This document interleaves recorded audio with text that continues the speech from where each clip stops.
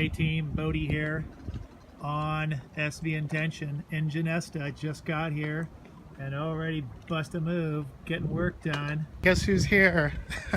A customer is here with my refrigerator. Yay! We're gonna see what this guy's got. Carlos! Hello, Steve. How are you, man?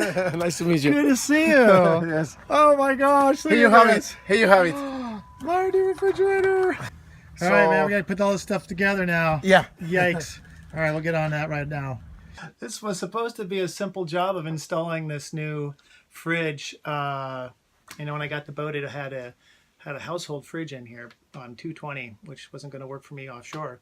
So I bought a Frigoboat and installed it, and it had lots of questions. And I want to thank everybody on the Amel users group for their answers about the questions. So here's the final installation of my Frigoboat MS1602D dual drawer setup in my galley of my 1994 Amel Super Maramu. I'm hull number 117, and boy, that was quite a project getting that in there. This was the closest size fridge that I could find, and it's a beauty. You can see that there's really, really small gaps on either side. It was actually too tall to fit in there, and I actually had to cut about 2 centimeters or 1.5 centimeters off of the feet to get it to go in there. I had to line up and drill the holes from underneath and put screws from underneath so that it would be locked in, and boy, is it ever locked in. It's not going anywhere. The drawers are awesome, huge space. Anybody who's considering getting one of these, I recommend it. So the question came down to, where do you put the compressor? And I sent an email to the Amel users group, because I know a lot of the older Amels had the compressors mounted up underneath in some kind of special configuration. But for the life of me, I could not figure out how that would have worked on this one, because it didn't look like there had been such an installation. Everything looked original underneath there, and it didn't look like there was a compressor ever mounted underneath. So after a lot of consideration, talking online, looking at pictures and stuff, I decided that I was going to mount the compressor underneath the oven. So I decided to run all the cabling and everything through the corner of the food compartment down there, and then mount the compressor underneath the stove. It gets a lot of ventilation. There used to be, or on some boats, they use this space for a air conditioning, which means that it's got a really nice vent right here, and back around on the other side on this wall, there's a big old hole in there where the where the other compressor is for my other refrigerator, which is of course here underneath the settee here. That's what I did, and you can see the cables and the compressor lines going in. I had to run power, thermostat, and the compressor lines through the hole here, which I just cut a hole in the side here. I don't know if you can see in there. There's the compressor line in there. Okay, so I just opened the door a little bit here so that you can hear the compressor going. It's fairly loud.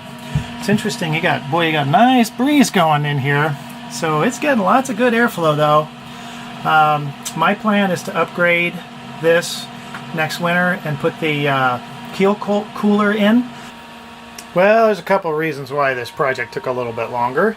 First of all, while I was in here, I decided, let's completely sand and re-oil the floor.